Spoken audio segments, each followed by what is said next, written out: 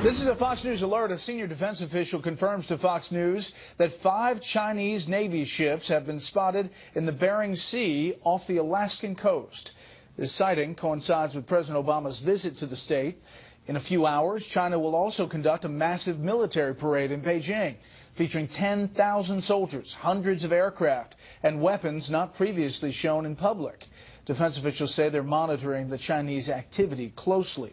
Meantime, the president is in the final hours of his 3-day tour of Alaska, and he's catching heat from all sides over global warming, the environment, and the state's biggest industry. Correspondent Dan Springer in Anchorage tonight on what appears to be a no-win situation for the president.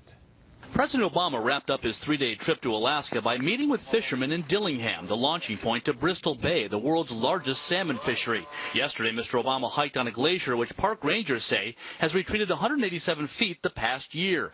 All told, one new study estimates the state's glaciers are annually losing 75 billion tons of ice. It is spectacular, though, and we want to make sure that our grandkids can see this. Mr. Obama's last stop is the tiny coastal town of Kotzebue, marking the first presidential visit north of the Arctic Circle.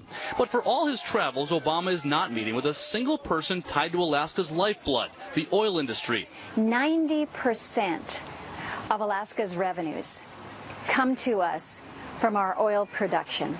Oil production on the North Slope. We've been providing jobs and economic opportunities for Alaskans and around the country for 45 years. With the price of oil dropping, Alaska's economy is suffering. It's in the red, $3.5 billion this year. And ConocoPhillips, a major employer, just announced it's cutting 1,800 jobs company-wide.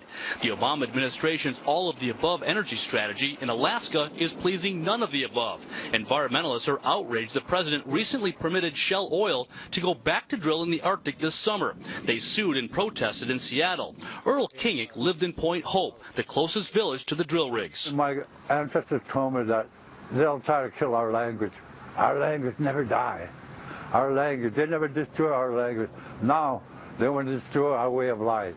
But the oil industry says Mr. Obama remains too restrictive, blocking huge potential reserves and running up Shell's tab to $7 billion and years of delay. You would think if you wanted all of the above, you would have consistent access, you would have consistent permitting.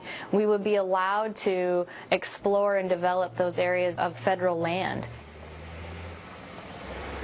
And some more on that breaking news from the region. As you mentioned, there are 5 Chinese Navy ships operating just off the coast of Alaska in the Bering Sea. The Pentagon officials say that this is as close as they have ever been to this area. They are monitoring the situation. They believe these Navy ships had just done a joint operation with Russia. Brett? Dan Springer live in Anchorage tonight. And global stocks recovered. Fight song.